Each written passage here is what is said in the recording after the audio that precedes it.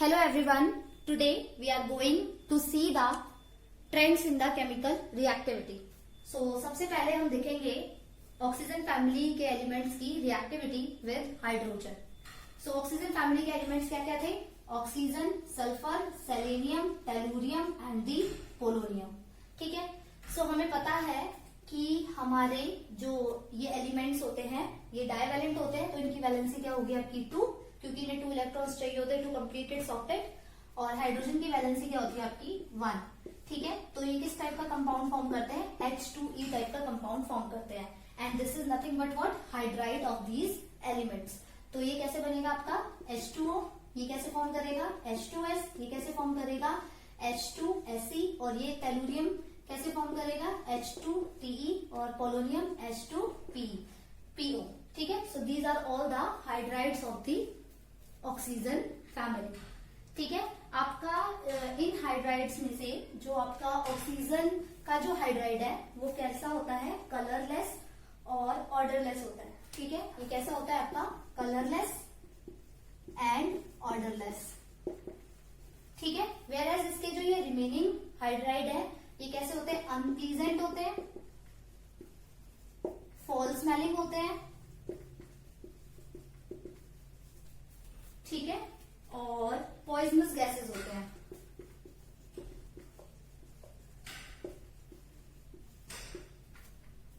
Clear. बात कर लेते हैं इनके स्ट्रक्चर की.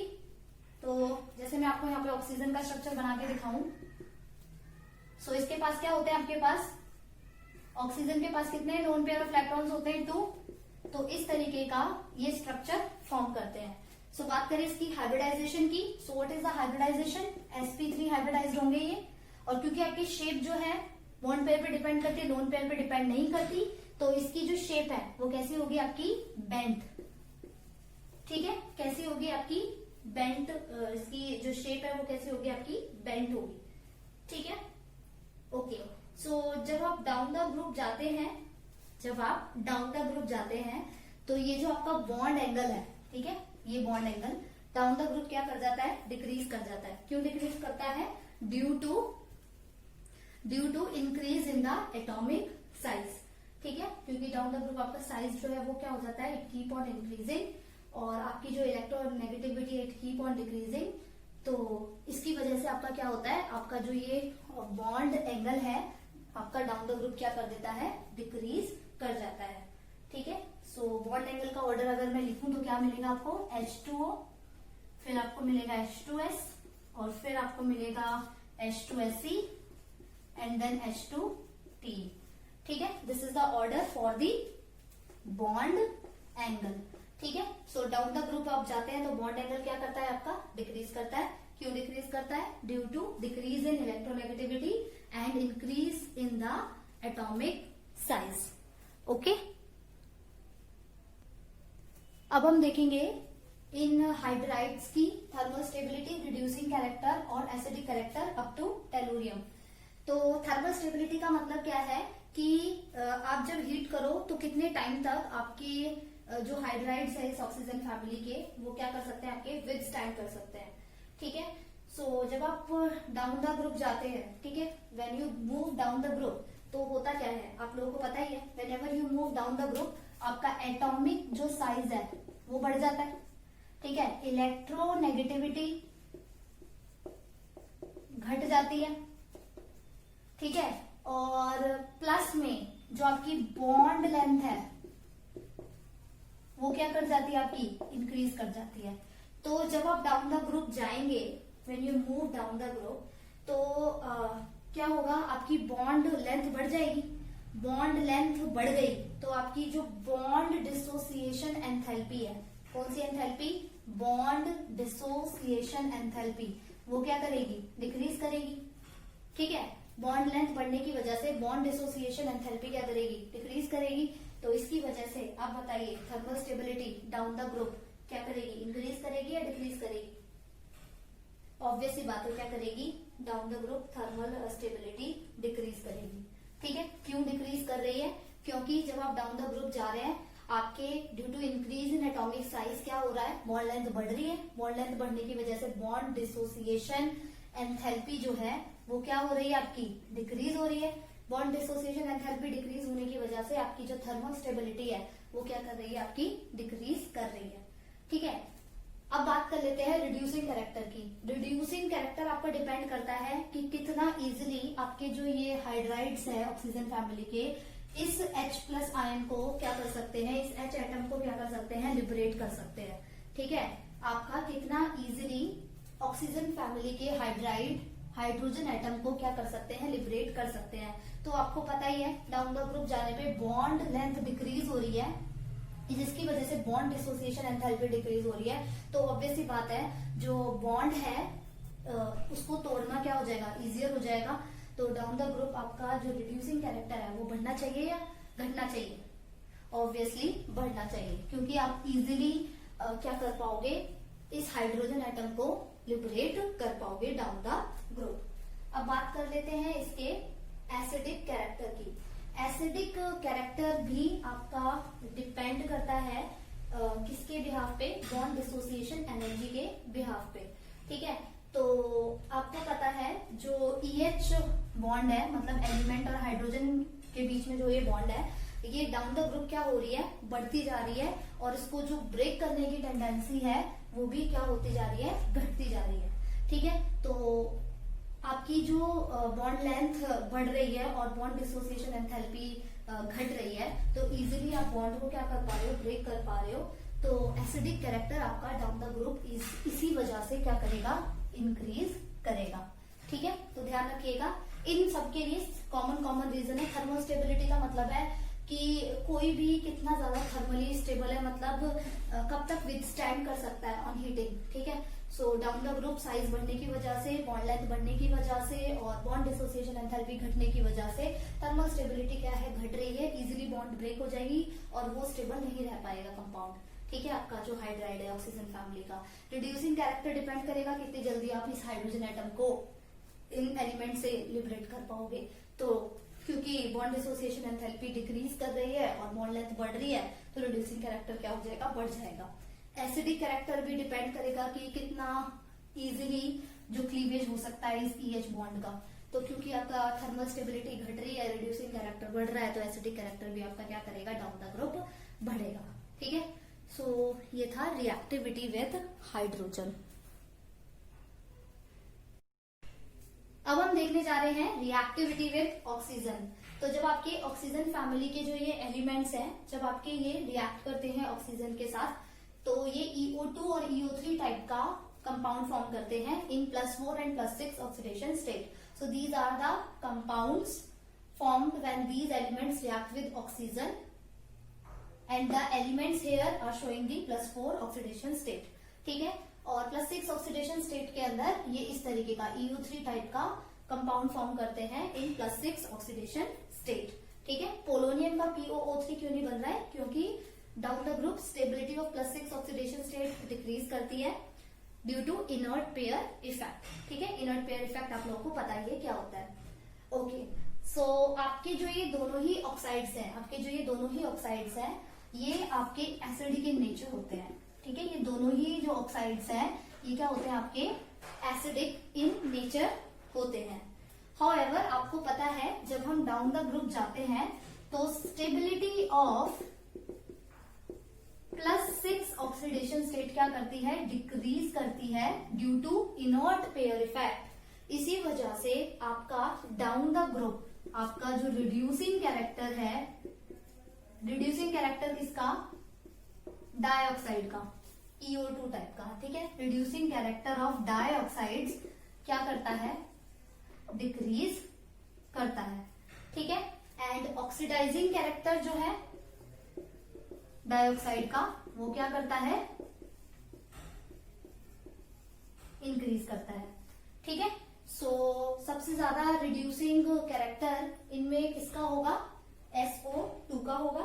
ठीक है, और सबसे ज्यादा ऑक्सीडाइजिंग कैरेक्टर कौन शो करेगा, TeO2 शो करेगा। ठीक है, सो ये सबसे ज्यादा ऑक्सीडाइजिंग कैरेक्टर को शो करेगा TeO2, और आपका जो SO2 है वो सबसे ज्यादा रिड्यूसिंग कैरेक्टर को शो करेगा, यानी कि SO2 will act as a reducing agent and your TeO2 will act as a oxidizing agent. Clear हो गया? आपका जो यहाँ पे SO2 है वो रिड्यूसिंग एजेंट की तरह बिहेव करेगा और आपका जो ये TeO2 है ये आपका ऑक्सीडाइजिंग एजेंट की तरह बिहेव करेगा। और ध्यान रखिएगा इसके जो ऑक्साइड्स होते हैं वो कैसे होते हैं, आपके एसिडिक इन नेचर होते हैं, ठीक है। और डाउन द ग्रुप जब आप जाते हो +6 ऑक्सीडेशन स्टेट की स्टेबिलिटी डिक्रीज करती है, इसी वजह से रिड्यूसिंग कैरेक्टर डिक्रीज करता है किसका, डाइऑक्साइड्स का, और ऑक्सीडाइजिंग कैरेक्टर क्या करता है, इंक्रीज करता है, ठीक है। दूसरी बात यहाँ पे ध्यान रखने वाली क्या है, जो आपने अच्छे से ध्यान रखनी है कि यहाँ पे POO3 क्यों नहीं फॉर्म हुआ, due to inert pair effect and due to decrease in the stability of +6 oxidation state. I hope आपको रिएक्टिविटी विद ऑक्सीजन भी क्लियर अब हो गई होगी। अब हम देखने जा रहे हैं reactivity with halogens. Whenever the elements of the oxygen family reacts with halogen, they form EX2, EX4 and EX6 type of halide in +2, +4 and +6 oxidation state. तो अब हम देख लेते हैं सबसे पहले हेक्साहैलाइड।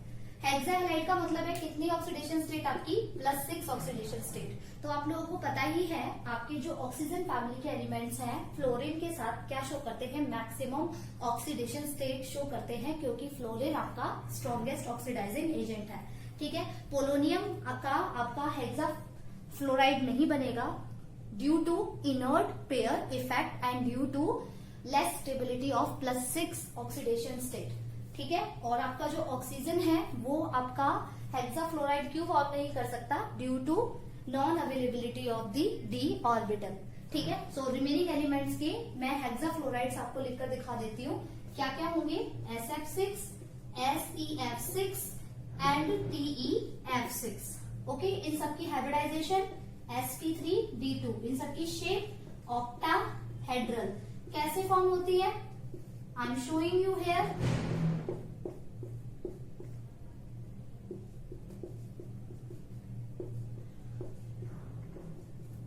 Okay, this is the shape that is octahedral shape. अब बात करें इनकी स्टेबिलिटी की। स्टेबिलिटी जो है इनकी डाउन द ग्रुप क्या करती है, डिक्रीज करती है। क्यों डिक्रीज करती है, क्योंकि डाउन द ग्रुप साइज बढ़ जाता है, और डाउन द ग्रुप साइज बढ़ने की वजह से होता क्या है, आपकी जो स्टेरिक हिंड्रेंस है, डाउन द ग्रुप साइज बढ़ने की वजह से स्टेरिक हिंड्रेंस क्या हो जाती है, डिक्रीज हो जाती है, ठीक है। So when ever you move down the group, जब आप डाउन द ग्रुप जाते हैं तो क्या होता है, आपकी जो स्टेरिक हिंड्रेंस है वो क्या कर जाती है, डिक्रीज कर जाती है। क्यों डिक्रीज कर जाती है, due to increase in atomic size, ठीक है। तो इसी वजह से आपका जो मोर स्टेबल हेक्साफ्लोराइड होगा इनके अंदर वो क्या होगा, आपका SF6, ठीक है। तो SF6 आपका मोर स्टेबल हेक्साफ्लोराइड होगा देन SeF6 देन TeF6। तो सबसे ज्यादा स्टेबल आपका SF6 होगा। क्यों, क्योंकि इसके अंदर क्या होगा, आपका स्टेरिक हिंड्रेंस ज्यादा होगा, ठीक है। स्टेरिक हिंड्रेंस किसकी वजह से होगा, इन फ्लोरीन एटम्स की वजह से। ये फ्लोरीन एटम्स क्या करेंगे, सल्फर को क्या कर लेंगे, प्रोटेक्ट कर लेंगे, और इसको किसी और कंपाउंड का इस सल्फर एटम के ऊपर अटैक नहीं होने देंगे। तो इसी वजह से due to more steric hindrance by the 6 fluorine atoms, आपका जो सल्फर का हेक्साफ्लोराइड है वो क्या होता है, मोर स्टेबल होता है। वेयरएज इनका लेस स्टेबल क्यों होता है, लेस स्टेबल होने का रीजन क्या है, क्योंकि जब आप डाउन द ग्रुप जाते हैं तो इनकी स्टेरिक हिंड्रेंस डिक्रीज हो जाती है due to increase in size, ठीक है। तो इसी वजह से ये आपकी क्या है, लेस स्टेबल है, और SF6 मोर स्टेबल है। क्यों स्टेबल है, क्योंकि इसकी steric hindrance due to 6 fluorine atoms क्या होती है, आपकी ज्यादा होती है, ठीक है। तो आप इसको अच्छे से ध्यान रखिएगा।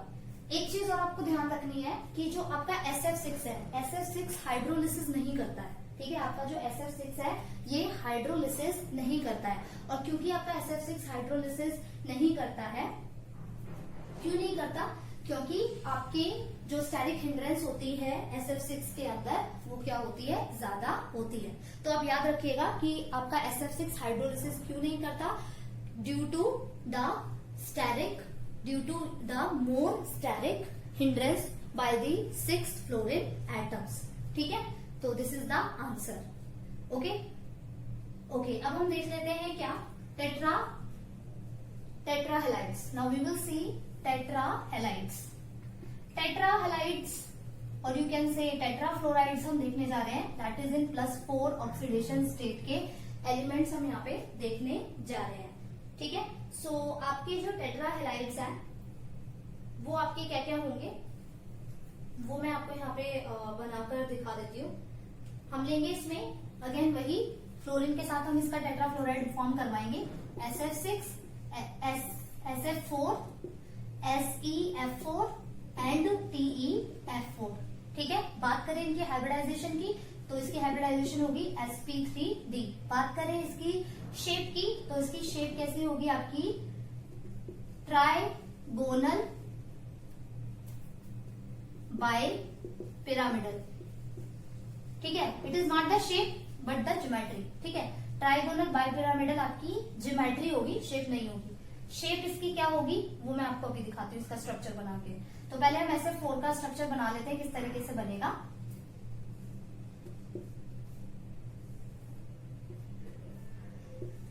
This is how it will be formed. ठीक है, this is the structure of SF4।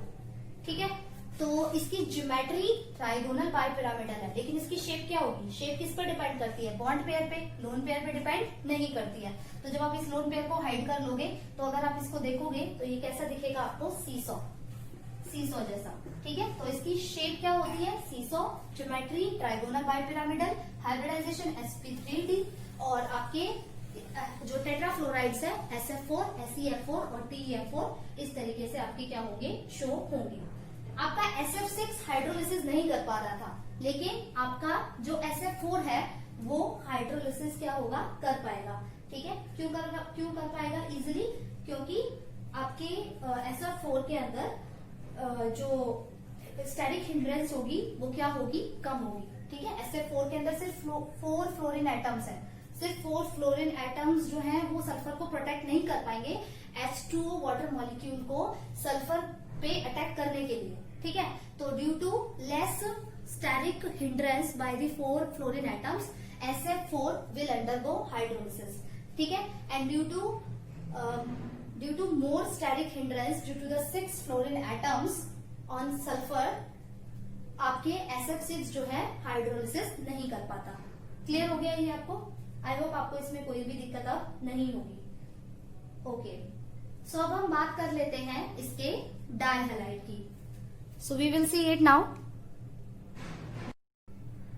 अब हम देखने जा रहे हैं डायहैलाइड्स। डायहैलाइड्स की जो हाइब्रिडाइजेशन होती है sp3 होती है। स्ट्रक्चर कैसा होता है, टेट्राहेड्रल स्ट्रक्चर होता है। ठीक है, ये आपके मोनोहैलाइड्स भी फॉर्म करते हैं। मोनोहैलाइड्स कौन कौन से, H2F2, H2Cl2, H2Br2, Ac2Cl2 and Ac2Br2, these are the monohalides. ठीक है, और ये मोनोहैलाइड्स जो होते हैं आपके डायमरिक होते हैं, और क्योंकि ये डायमरिक होते हैं तो ये अंडरगो करते हैं डिस्प्रपोर्शनेशन। ठीक है, दे अंडरगो डिस्प्रपोर्शनेशन। तो आपका जो यहाँ पे Ac2Cl2 है वो Ac2Cl2 से क्या बन रहा है आपका, AcCl4 बन रहा है प्लस Ac बन रहा है। तो Ac2Cl2 यहाँ पे +1 ऑक्सीडेशन स्टेट को शो कर रहा है। ठीक है, AcCl4 यहाँ पे +4 ऑक्सीडेशन स्टेट को शो कर रहा है और Ac 0 ऑक्सीडेशन स्टेट को शो कर रहा है।